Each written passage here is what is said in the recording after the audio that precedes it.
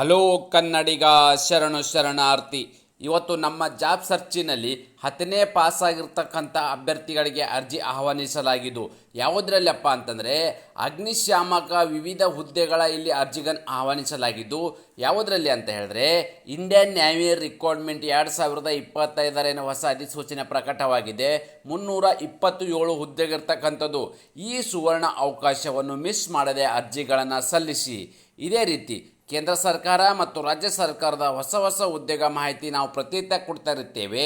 ಆ ಎಲ್ಲ ನೋಟಿಫಿಕೇಷನ್ಗಳು ನಿಮಗೂ ಬರಬೇಕು ಅಂತ ಹೇಳಿದರೆ ನಮ್ಮ ಯೂಟ್ಯೂಬ್ ಚಾನಲನ್ನು ಸಬ್ಸ್ಕ್ರೈಬ್ ಜೊತೆಗೆ ಬೆಲ್ ಐಕನ್ ಕ್ಲಿಕ್ ಮಾಡೋದನ್ನು ಮರೆಯಬೇಡಿ. ನ್ಯೂ ಜಾಬ್ ಕನ್ನಡ, ತಪ್ಪದೆ ಒಂದು ಲೈಕ್ ಕೊಡಿ. ಇಂಡಿಯನ್ ನ್ಯಾವಿ ರಿಕ್ರೂಟ್ಮೆಂಟ್ 2025 ಹೊಸ ಅಧಿಸೂಚನೆ ಪ್ರಕಟವಾಗಿದೆ. ಭಾರತೀಯ ನೌಕಾಪಡೆಯಿಂದ ಹೊಸ ನೇಮಕಾತಿ ಅಧಿಸೂಚನೆ ಹೊರಡಿಸಿದ್ದು ಇಲ್ಲಿ ಖಾಲಿ ಇರುವ 327 ವಿವಿಧ ಹುದ್ದೆಗಳ ಅರ್ಜಿ ಆಹ್ವಾನ ಮಾಡಲಾಗಿದೆ. ಆಸಕ್ತ ಮತ್ತು ಅರ್ಹ ಅಭ್ಯರ್ಥಿಗಳು ಸದರಿ ಹುದ್ದೆಗಳಿಗೆ ಅರ್ಜಿ ಸಲ್ಲಿಸಲು ನಿಗದಿಪಡಿಸಿದ ದಿನಾಂಕದ ಒಳಗಡೆ ಅರ್ಜಿಗಳನ್ನು ಸಲ್ಲಿಸಿ.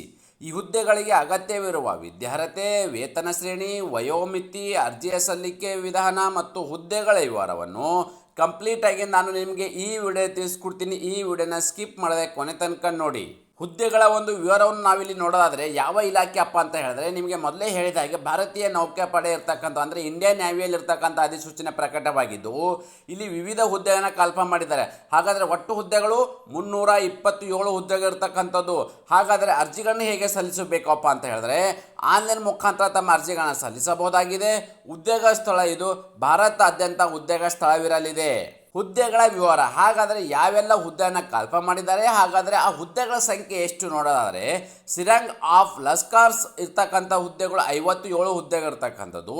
ಲಸ್ಕರ್ಸ್ಗೆ ಇರ್ತಕ್ಕಂಥ 1 ಇರ್ತಕ್ಕಂಥದ್ದು 192 ಹುದ್ದೆಗಳಿರ್ತಕ್ಕಂಥದ್ದು.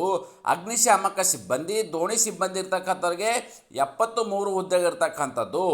ಇನ್ನೊಂದು ಟಾಪಾಸ್ ಇರ್ತಕ್ಕಂಥ ಹುದ್ದೆಗೆ ಇಲ್ಲಿ 5 ಹುದ್ದೆಗಳನ್ನು ಕಲ್ಪನೆ ಮಾಡಿದ್ದಾರೆ. ಹಾಗಾದರೆ ಯಾವೆಲ್ಲ ಹುದ್ದೆ ಮತ್ತು ಹುದ್ದೆಗಳ ಸಂಖ್ಯೆ ಎಂಬುದನ್ನು ನಾವಿಲ್ಲಿ ವಿವರವನ್ನು ನೋಡಿದ್ದೀವಿ. ನೀವು ಯಾವೆಲ್ಲ ಹುದ್ದೆಗೆ ಅಪ್ಲಿಕೇಶನ್ ಹಾಕ್ತೀರಿ ಒಂದು ಎಜುಕೇಷನ್ ಬೆಲೆ ಇದು ಮುಂದೆ ನೋಡೋಣ ಬನ್ನಿ. ಬಹುಮುಖ್ಯವಾಗಿ ಈಗ ನಾವು ಹುದ್ದೆ ಮತ್ತು ಹುದ್ದೆಗೆ ನೋಡಿದ್ದೀವಿ. ಹಾಗಾದರೆ ಯಾವೆಲ್ಲ ಅಭ್ಯರ್ಥಿಗಳು ಯಾವ ಒಂದು ಕ್ವಾಲಿಫಿಕೇಷನ್ ಸಂಬಂಧಪಟ್ಟ ಅಭ್ಯರ್ಥಿಗಳು ಒಂದು ಅರ್ಜಿಗಳನ್ನು ಯಾವ್ಯಾವ ಪೋಸ್ಟಿಗೆ ಹಾಕಬೇಕು ಅಂತ ನಾವಿಲ್ಲಿ ಮಾಹಿತಿ ನೋಡೋದಾದರೆ ಸಿರಾಂಗ್ ಆಫ್ ಲಸ್ಕರ್ಸ್ ಇರ್ತಕ್ಕಂಥ ಏನು ಹುದ್ದೆ ಇದೆ ಈ ಹುದ್ದೆಗಳಿಗೆ ಅಭ್ಯರ್ಥಿಗಳು 10ನೇ ತರಗತಿ ಉತ್ತೀರ್ಣರಾಗಿರಬೇಕು ಮತ್ತು ಸಿರಾಂಗ್ ಪ್ರಮಾಣ ಪತ್ರ 2 ವರ್ಷಗಳ ಅನುಭವ ಅಂದರೆ ನಿಮಗೆ ಇಲ್ಲಿ 10ನೇ ತರಗತಿಯ ಜೊತೆಗೆ ಇದು ಸಿರಾಂಗ ಪ್ರಮಾಣ ಪತ್ರ 2 ವರ್ಷ ಅನುಭವವನ್ನು ಹೊಂದಿರಬೇಕಾಗತ್ತೆ. ಅದರ ಜೊತೆಗೆ ಇದು ಲಸ್ಕರ್ ಇರ್ತಕ್ಕಂಥ 10ನೇ ತರಗತಿ ಉತ್ತೀರ್ಣರಾಗಿರಬೇಕು. ಈಜು ಜ್ಞಾನ ವರ್ಷದ ಅನುಭವ ಅಂದರೆ ನಿಮಗೆ ಇಲ್ಲಿ ಲಸ್ಕರ್ ಇರ್ತಕ್ಕಂಥದ್ದೇನು ಹುದ್ದೆ ಇದೆ ಈ ಹುದ್ದೆ ನೀವು 10ನೇ ತರಗತಿ ಆಗಿರಬೇಕು. ಇದರ ಜೊತೆಗೆ ಅಂದರೆ ನೀವು ಈಜು ಅಂದರೆ ಸ್ವಿಮ್ಮಿಂಗಲ್ಲಿ 1 ವರ್ಷಗಳ ನೀವು ಅನುಭವನ ಹೊಂದಿರಬೇಕಾಗತ್ತೆ.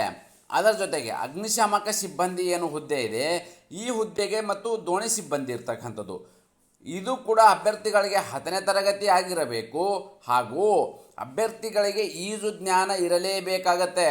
ಸಮುದ್ರ ಪೂರ್ವ ತರಬೇತಿ ಕೋರ್ಸ್ ಪ್ರಮಾಣ ಪತ್ರ ಅಂದರೆ ನೀವು ಇಲ್ಲಿ ಅಗ್ನಿಶಾಮಕ ಇದು ಯಾವ ಒಂದು ಹುದ್ದೆಯಲ್ಲಿ ಇರ್ತಕ್ಕಂಥದ್ದು ಅಂದರೆ ಇದು ಇಂಡಿಯನ್ ನ್ಯಾವಿಯಲ್ಲಿ ಇರ್ತಕ್ಕಂಥ ಹುದ್ದೆಗಳು. ಸೊ ಹಾಗಾಗಿ ನೀವು ಇಲ್ಲಿ 10ನೇ ತರಗತಿ ಜೊತೆಗೆ ಈಜು ಮಾಡಲೇಬೇಕಾ ಏನು ಅನುಭವನ ಹೊಂದಿರಬೇಕಾ ಅಂದರೆ ಹೆಂಗಪ್ಪ ಅಂತಂದರೆ ಇದು ಬಂದುಬಿಟ್ಟು ಸಮುದ್ರದಲ್ಲಿ ಮತ್ತು ಆ ಥರದ ಒಂದು ಕ್ರಿಟಿಕಲ್ ಸಿಚುವೇಷನಲ್ಲಿ ಕೂಡ ನೀವು ಸಮುದ್ರದಲ್ಲಿ ಕೂಡ ಈಜಬೇಕಾಗತ್ತೆ. ಓಕೆ, ಅಂಥ ಸಂದರ್ಭದಲ್ಲಿ ಸಮುದ್ರ ಪೂರ್ವ ತರಬೇತಿ ಕೋರ್ಸನ್ನು ಹೊಂದಿರತಕ್ಕಂಥ ಅಭ್ಯರ್ಥಿಗಳು ಈ ಒಂದು ಅಪ್ಲಿಕೇಶನ್ ಹಾಕಬಹುದು. ಬರೀ ನೀವು SLC ಪಾಸ್ ಆದರೆ ಸಾಲದು. ಇದರ ಜೊತೆಗೆ ಈ ಒಂದು ಎಲ್ಲ ಒಂದು ತರಬೇತಿ ಆಗಿರ್ಬೋದು ಮತ್ತು ನಿಮಗೆ ಇಲ್ಲಿ ವರ್ಕ್ ಎಕ್ಸ್ಪೀರಿಯನ್ಸ್ ಅಂದರೆ ವರ್ಕ್ ಎಕ್ಸ್ಪೀರಿಯನ್ಸ್ ಮೀನ್ಸ್ ನೀವು ಇದರ ಅನುಭವನ ಹೊಂದಿರತಕ್ಕಂಥ ಸ್ಕಿಲ್ಲನ್ನು ಹೊಂದಿರತಕ್ಕಂಥ ಅಭ್ಯರ್ಥಿಗಳು ಈ ಒಂದು ಅಪ್ಲಿಕೇಶನ್ ಹಾಕೋಕ್ಕೆ ಎಲಿಜಿಬಿಲಿಟಿನ ಹೊಂದಿರುತ್ತೀರಿ.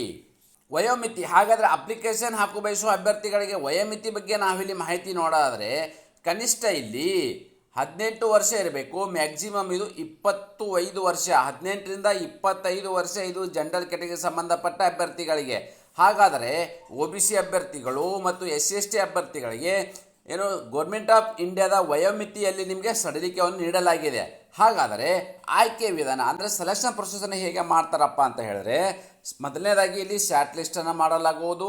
ಆ ಶಾರ್ಟ್ ಲಿಸ್ಟಲ್ಲಿ ಕ್ವಾಲಿಫೈ ಆಗಿರ್ತಕ್ಕಂಥ ಅಭ್ಯರ್ಥಿಗಳನ್ನು ಲಿಖಿತ ಪರೀಕ್ಷೆ, ಈ ಲಿಖಿತ ಪರೀಕ್ಷೆ ಆದಮೇಲೆ ಕೌಶಲ್ಯ ಅಂದರೆ ಪ್ರಾಕ್ಟಿಕಲ್ ಸ್ಕಿಲ್ ಅಂದರೆ ನಿಮ್ಗೆ ಇಲ್ಲಿ ಏನು ಸ್ವಿಮ್ಮಿಂಗು ಆಗಿರ್ಬೋದು, ಅಂದರೆ 1 ನಿಮಿಷದಲ್ಲಿ ನೀವು ಎಷ್ಟು ಮೀಟ್ರ್ ಹೋಗ್ತೀರಿ, ಓಕೆ, ಅಥವಾ ನೀವು ಇಲ್ಲಿ 5 ನಿಮಿಷದ ಅಥವಾ 15 ನಿಮಿಷದಲ್ಲಿ ನೀವು ಏನು ಈಜನ್ನು ಎಷ್ಟರಲ್ಲಿ ನೀವು ಕೆಪಾಸಿಟಿ ಇರ್ತದೆ, ಈ ಥರದ ಒಂದು ಕೌಶಲ್ಯನ ಮಾಡ್ತಾರೆ. ಇದಾದ ನಂತರ ಒಂದು ದಾಖಲೆ ಪರಿಶೀಲನೆ ಆಗುತ್ತೆ, ಡಾಕ್ಯುಮೆಂಟ್ ವೆರಿಫಿಕೇಷನು. ಇದಾದ ನಂತರ ವೈದ್ಯಕೀಯ ಪರೀಕ್ಷೆ ಮಾಡಿ ಮೆರಿಟ್ ಆಧಾರದ ಮೇಲೆ ಅಭ್ಯರ್ಥಿಗಳನ್ನು ಇಲ್ಲಿ ಫೈನಲ್ ಆಗಿ ಆಯ್ಕೆಯನ್ನು ಮಾಡಲಾಗುವುದು. ಅರ್ಜಿ ಸಲ್ಲಿಸಲು ಪ್ರಮುಖ ದಿನಾಂಕಗಳ ಬಗ್ಗೆ ನಾವು ಇಲ್ಲಿ ಮಾಹಿತಿ ನೋಡೋದಾದರೆ, ಅರ್ಜಿ ಸಲ್ಲಿಸಲು ಪ್ರಾರಂಭ ದಿನಾಂಕ 12 ಮಾರ್ಚ್ 2025 ಪ್ರಾರಂಭವಾಗಿದ್ದು, ಅರ್ಜಿ ಸಲ್ಲಿಸಲು ಕೊನೆಯ ದಿನಾಂಕ 1 ಏಪ್ರಿಲ್ 2025 ಇಷ್ಟರೊಳಗಡೆ ತಮ್ಮ ಅರ್ಜಿಗಳನ್ನು ಸಲ್ಲಿಸಿ. ಅದೇ ರೀತಿ ಈ ಫುಲ್ ನೋಟಿಫಿಕೇಶನ್ ಬಗ್ಗೆ ನಾನು ಆಡಿ ಮಾಹಿತಿಯನ್ನು ಕೊಟ್ಟಿದ್ದೇನೆ. ಅರ್ಜಿ ಸಲ್ಲಿಸುವ ಏನು ವೆಬ್ಸೈಟ್ ಲಿಂಕ್ ಇದೆ, ಈ ವೆಬ್ಸೈಟ್ ಲಿಂಕನ್ನು ನಾನು ಟೆಲಿಗ್ರಾಮಲ್ಲಿ ಕೊಟ್ಟಿರ್ತೀನಿ. ನಾನು ಟೆಲಿಗ್ರಾಮ್ಗೆ ಜಾಯ್ನ್ ಆಗಿ ಅಲ್ಲಿ ಅಪ್ಲಿಕೇಶನ್ ಲಿಂಕ್ ಮೇಲೆ ಕ್ಲಿಕ್ ಮಾಡೋ ಮೂಲಕ ನೇರವಾಗಿ ತಮ್ಮ ಅಪ್ಲಿಕೇಶನ್ನ ಹಾಕಬಹುದಾಗಿದೆ. ನ್ಯೂ ಜಾಬ್ ಕನ್ನಡ ತಪ್ಪದೇ ಒಂದು ಲೈಕ್ ಕೊಡಿ.